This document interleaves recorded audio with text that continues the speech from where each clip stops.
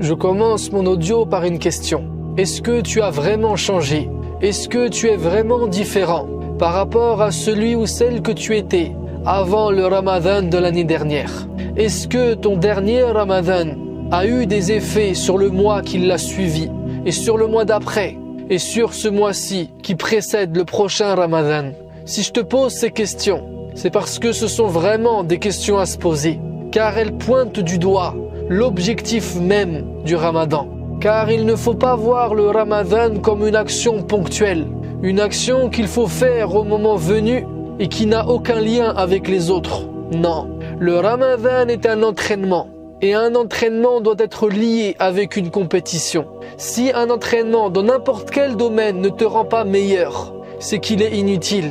Si tes précédents Ramadan ne t'ont pas rendu meilleur, c'est qu'ils ont été inutiles. Changer de regard par rapport à ce mois est selon moi très important. Avant de commencer, il ne faut pas être en mode compétition en pensant recevoir une coupe ou une médaille au bout d'un mois. Beaucoup de musulmans partent avec cet état d'esprit. Mais selon moi, il est mauvais. Lorsqu'un sportif va pour s'entraîner, il ne met pas une tenue officielle. Il s'habille rapidement. Il ne cherche pas forcément à accorder son short avec son t-shirt. Il va pas se coiffer avec sa coupe de beau gosse parce qu'il sait qu'il ne sera pas sous les feux du projecteur. Parce qu'il sait qu'à part de la sueur, qu'à part travailler, charbonner, il n'y aura rien à gagner à la fin. Il est là pour fournir des efforts, pour se muscler, pour se renforcer. C'est ça Ramadan. Enfin, on peut faire un constat dans notre communauté, c'est que beaucoup de gens, notamment beaucoup de jeunes, ne pratiquent que pendant Ramadan, ne pratiquent la prière que pendant Ramadan, ne lisent le Coran que pendant Ramadan, ressentent des prises de conscience que pendant Ramadan. Maintenant, il y a deux solutions. Soit on est d'accord sur ce constat et on ne change rien, et dans ce cas, je l'annonce directement. J'ai pas envie de tourner autour du pot.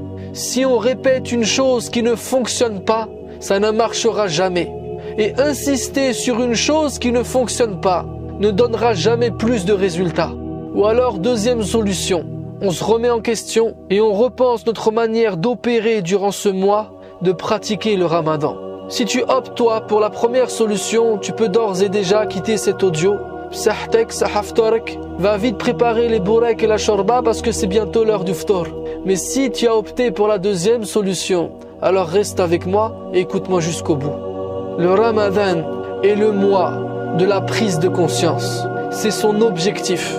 Et c'est uniquement en l'utilisant pour cet objectif qu'il va nous servir et nous être utile pour les mois et les années qui viennent. Et j'aimerais profiter de cet audio pour faire une petite liste des choses essentielles au sujet desquelles nous devons avoir une prise de conscience. Ces choses, elles sont toutes répertoriées dans un seul verset. Tu sais lequel? Le numéro 185 de Surat Al-Baqarah, la numéro 2. Le seul verset qui parle du mois de Ramadan. Lisons-le et redécouvrons-le ensemble. Allah dit « Shahru Ramadan, alladhi unzila fihi al-Qur'an » Le mois du Ramadan est celui au cours duquel le Coran a été descendu. Hudan linnas wa bayyinati min al-huda wal furqan. Ce Coran est une guidée pour les gens, un guide pour les gens et une manifestation claire de la bonne direction et du discernement. Ça, c'est le premier point, la première prise de conscience que l'on doit avoir pendant ce mois. Et d'ailleurs, si je n'ai compris que ça, Wallahi, c'est amplement suffisant et j'ai réussi mon mois. Que ce Coran est mon guide. Tu vas me dire, je le sais déjà. Et moi, je vais te répondre, il y a une différence entre le savoir et en être convaincu. Là, je ne te parle pas d'une croyance, je te parle d'une prise de conscience, c'est différent. Si le Coran a le pouvoir de guider l'humanité entière, alors bien sûr qu'il peut métamorphoser ta petite personne, chambouler toute ta vie, te reconstruire, te refaçonner, te réorganiser de fond en comble. Tout ce dont tu as besoin de savoir est là. Toutes les solutions à tes problèmes sont là. Toutes les réponses à tes questions sont là. Toutes les délivrances à tes blocages sont là. Tout y est. Agrippe cette corde et tu vas être propulsé. Et l'année prochaine, tu pourras apprécier le contraste avant-après. Le toi d'aujourd'hui et l'ancien toi de l'année dernière. Celui qui lit ce livre réellement ne peut pas être semblable à celui qui ne le lit pas. La mauvaise version de nous-mêmes ne peut pas rester indemne après l'avoir étudié en profondeur. Ce qui est retranscrit dans ce livre est le discernement divin. Ce que Allah sait et ce que nous ne savions pas. Ce qui nous permet maintenant de savoir des choses que seul Allah savait. Grâce à ce livre, tu vas sortir des ténèbres de l'ignorance, des ténèbres de l'insouciance, vers la lumière du savoir et de la lucidité. Il va te permettre de discerner dans ta vie ce qui est bien et ce qui est mal, ce qui est bon et ce qui est mauvais.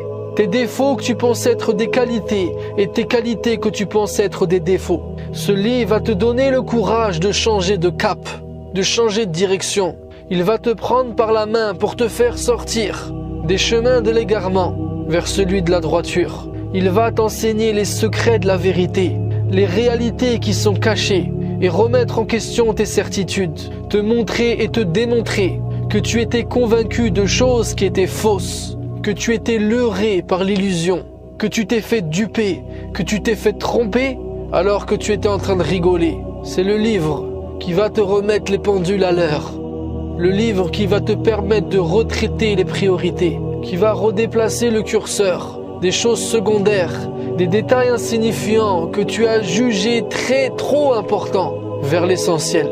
Wallahi, c'est le livre qui chamboule notre état de conscience, qui nous fait voir ce que personne ne voit, qui nous fait comprendre ce que personne ne peut comprendre, qui nous fait ressentir ce que personne ne peut ressentir, mais tout ça pour notre bien, tout ça pour notre élévation, tout ça pour nous faire grandir intellectuellement, spirituellement, humainement, psychologiquement et mentalement.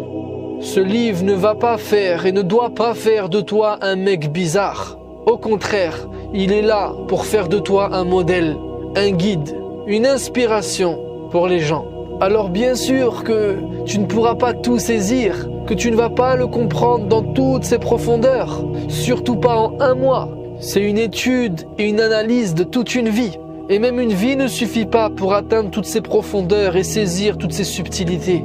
Mais par contre, en un mois, il peut déjà chambouler ton état de conscience. Mais ça, si tu t'y investis sérieusement. Donc voilà mon premier conseil.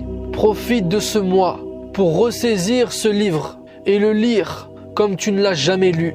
Parce que sache que s'il ne t'a pas réellement changé avant, c'est parce que tu ne le lisais pas vraiment. Déjà, arrête de te fixer une quantité, un nombre de versets ou un nombre de pages à lire quotidiennement. Mieux vaut se fixer un nombre de minutes qu'un nombre de pages. Car le but n'est pas la lecture, le but c'est l'immersion. Et lorsque tu vas te fixer un nombre de temps de lecture, n'en fais pas trop, mais fais-en plus. Il faut que ça reste un plaisir. Attention à l'indigestion. Et je pense que pour commencer, pour ceux qui ne le lisaient pas du tout, entre une demi-heure et 1 heure le matin et le soir est un minimum qui peut être suffisant. Et après, celui qui en a besoin ou qui en réclame plus, alors la porte est ouverte. Fais-en plus pour le Coran et fais-en moins pour le reste. Et si tu peux éliminer la télé, la radio, les séries sur Netflix, les réseaux sociaux durant tout un mois, s'il te plaît, fais-le. Ne tue pas ton temps de jeûne dans ces bêtises. Tu vaux mieux que ça. Tu mérites plus que ça. Et en vrai, c'est même pas un choix radical. Tu fais déjà plus radical que ça. Tu manges pas et tu bois pas toute la journée. À côté de se priver d'alimentation, c'est facile de laisser ces choses. Alors est-ce que t'es prêt? Pas de télé, pas de réseaux sociaux pendant 1 mois. Et dès que tu auras envie de les consulter, alors tu prends le Coran à la place. Faut être exigeant avec soi-même. On peut rien imposer aux autres.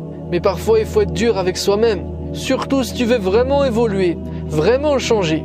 Impose-toi une rigueur. Mais c'est pas tout donner au début du Ramadan et arrêter ou s'essouffler par la suite. Il faut être dans l'évolution. On commence à l'entraînement par un échauffement, pas par des sprints et des mouvements de compétition. Donc première prise de conscience que je dois viser, et je me donne 1 mois pour ça, c'est de comprendre que ce Coran est mon guide, que j'en ai besoin, c'est comme mon oxygène, et que sans lui, le vent me fera tomber et m'emportera.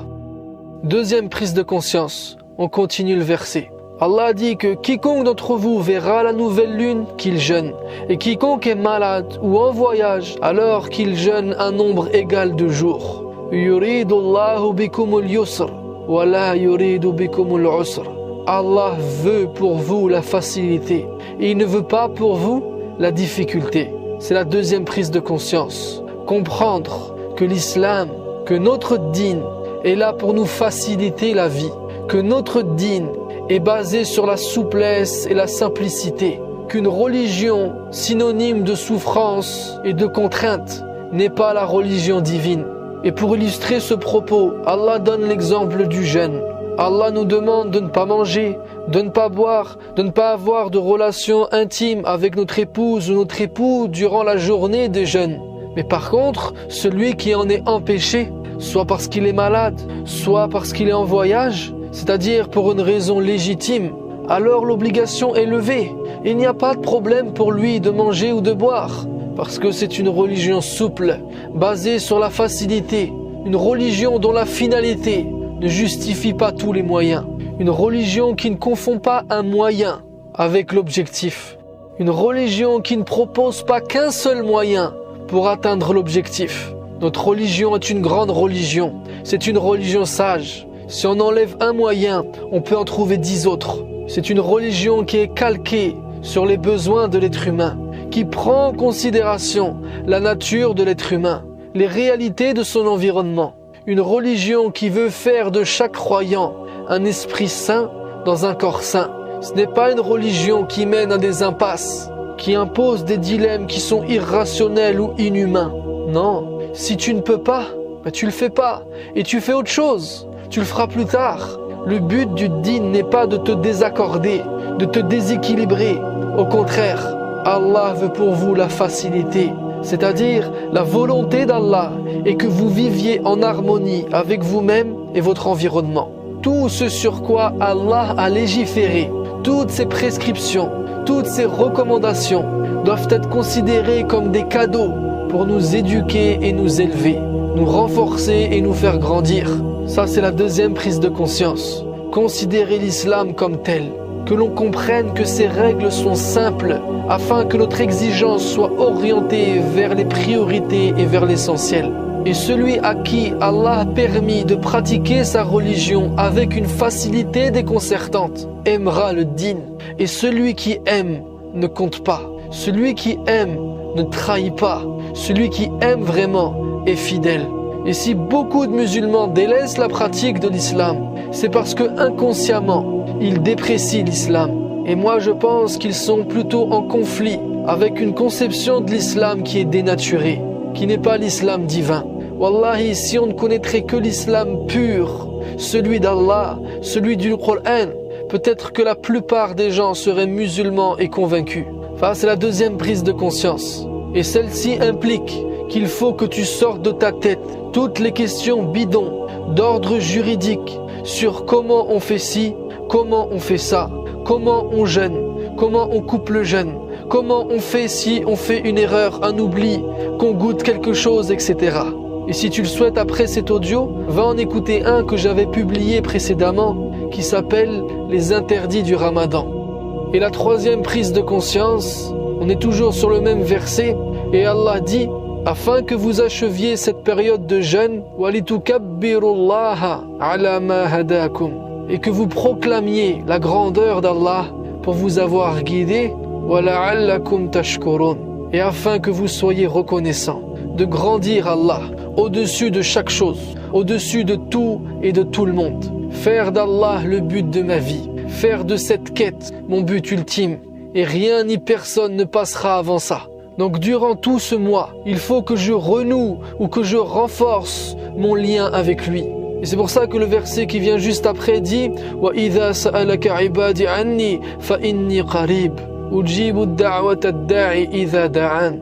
Lorsque mes serviteurs t'interrogent sur moi, alors je suis tout proche. C'est le seul verset où Allah n'a pas demandé au prophète sallallahu alayhi wa sallam de répondre en lui disant « Qul », dit, ouvrez les guillemets, mais où Allah a souhaité répondre lui-même. La seule fois où on est venu interroger le prophète sallallahu alayhi wa sallam et où Allah a donné la réponse sans mettre aucun intermédiaire entre le questionneur et lui, subhanahu wa ta'ala. C'est un verset vraiment particulier pour celui qui est en train de cheminer vers son Seigneur, pour celui qui est dans cette quête. Allah veut, Allah souhaite qu'il sache et qu'il ressente de tout son cœur qu'il est proche de lui. Fa inni qarib. Sache mon serviteur que je suis là. Je suis juste là. Il n'y a même pas besoin d'un lien en fait. Parce que je suis collé à toi. Allahu Akbar. Fa wallahi, le meilleur conseil qu'on peut te donner et que tu trouveras, je pense, pas sur YouTube malheureusement, c'est d'écouter Allah et de lui parler tous les jours pendant le Ramadan. On l'écoute en lisant le Coran, en lisant sa parole et on lui parle en l'invoquant, en s'orientant vers lui, en orientant notre cœur vers lui et en se confiant à lui. Fais cet exercice tous les matins à l'heure de Subh. Après avoir mangé ton suhour, tu lis le Coran, tu écoutes Allah. Ensuite tu pries et après ta prière, tu t'adresses à lui, tu l'invoques, tu fais dua. Et qu'est-ce que tu vas lui dire? Tu vas lui dire toutes les choses que tu viens de prendre conscience, toutes ces choses qu'il t'a enseignées et que tu as compris. Dis-lui, parle-lui, vide-toi, confie-toi. Wallahi, c'est ça qui va renforcer le lien. C'est ça qui va grandir Allah dans ton cœur au-dessus de toute créature. C'est ça qui va accomplir l'objectif walitukabbirullah, afin que vous proclamiez la grandeur d'Allah. Fais ça tous les matins. Et le soir, avant la rupture du jeûne, 1 heure, 3/4 d'heure, une demi-heure avant, tu fais la même chose. Tu lis un peu le Coran et ensuite tu fais dua. Et là, tu lui demandes tout ce dont tu as besoin, dans ce monde et dans l'au-delà. Et avant de te coucher, tu le remercies. Tu le remercies pour cette journée qui t'a permis de vivre, pour ces moments où il t'a permis de te confier à lui, pour son livre qu'il t'a permis de lire, pour son prophète qu'il t'a envoyé comme modèle, pour ce jeûne qui t'a fait grandir, pour toutes ces prises de conscience qu'il t'a permis d'avoir. En fait, tu le remercies pour t'avoir guidé à tout ça. وَلِتُكَبِّرُوا عَلَى مَا هَدَاكُمْ وَلَعَلَّكُمْ تَشْكُرُونَ. Tu le remercies pour t'avoir guidé à toutes ces prises de conscience. Toutes ces prises de conscience du Ramadan sont une guidée d'Allah. Relativiser dans la vie est une guidée d'Allah. Considérer celui qui est dans le besoin est une guidée d'Allah. Compatir avec celui qui souffre est une guidée d'Allah. Ressentir un échantillon de ce qu'il ressent est une guidée d'Allah. Et tout ça, ça n'a pas de prix, parce que c'est ce qui forge l'être humain. Toutes ces prises de conscience feront de nous ce que nous deviendrons demain. Toutes ces prises de conscience aujourd'hui nous permettront de dire l'année prochaine, lorsqu'on se posera la question, oui, le dernier Ramadan a changé ma vie. Et cette fois, je vais faire encore plus pour que je m'améliore et que je grandisse davantage. Et que je sois peut-être la cause d'un changement dans le monde entier. Qu'Allah nous fasse comprendre sa religion, ses ordres, les finalités et les priorités. Et qu'il nous permette d'être à la hauteur de ce mois de jeûne et des défis qui se présenteront après. Sur ce, je te dis à la prochaine vidéo, Inch'Allah.